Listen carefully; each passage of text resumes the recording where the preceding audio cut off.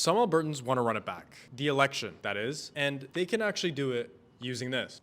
It's called the Recall Act, and it gives voters the right to boot provincial politicians from office. And right now, a quarter of MLAs in Alberta are facing a recall petition. Nearly all of the members are from the United Conservative Party, including Premier Daniel Smith. This group is supporting most of the UCP recalls. They say it's a response to the government's repeated use of the notwithstanding clause. So how does a recall even work? First, you need $500, an 100-word statement, and you need to meet these criteria. Pause to read. If the petition is approved, then the MLA will get a chance to write a short response that will be included in the petition. Then, it's time to assemble a crew, but not just any crew. Canvassers are basically the ones that are going to be collecting signatures for you, and you need to register them, and they need to fit this criteria. And they will need to collect a lot of signatures. I'm talking 60% of the votes cast in the last election from that riding. Let's use Daniel Smith's riding as an example. Her riding in Brooks Medicine Hat had 20,000 votes cast in the last election.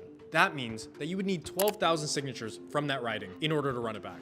If you pull that off and Elections Alberta verifies your signatures and your petition, you'll get a recall vote within 4 months. Then in that recall vote, you'll need a majority of people to vote in favor of a recall. Then, and only then, will the MLA be out, and then you get a by-election. Now, I know this process sounds hard, but it was designed that way, in order for this not to be used as a political weapon. But former Premier Jason Kenney says that's how it's being used. And he introduced the act in 2021. He says recalls are meant for unethical behavior or misconduct, not for policy differences. But petition organizers say MLAs aren't addressing their concerns and are overriding their rights with the repeated use of the notwithstanding clause. More than 20 petitions in Alberta have been approved in just a few weeks. Let me put that into perspective. For the 30 years that BC has had recall laws, only 30 of them have been approved, but none of them have ever made it to the point of a by-election. The deadline for these recalls is in the new year, so we're just gonna have to see how it all works out.